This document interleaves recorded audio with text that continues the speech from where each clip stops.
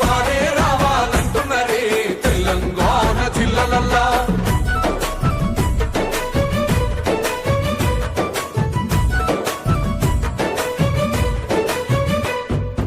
ఆత్మహత్యలతో అల్లాడే రైతుకు ఆత్మస్థైర్యమే ఇచ్చినడమ్మ. రైతు బంధు రైతు బీమాను ఇచ్చిన పెద్ద రైతు మన కేసీఆర్.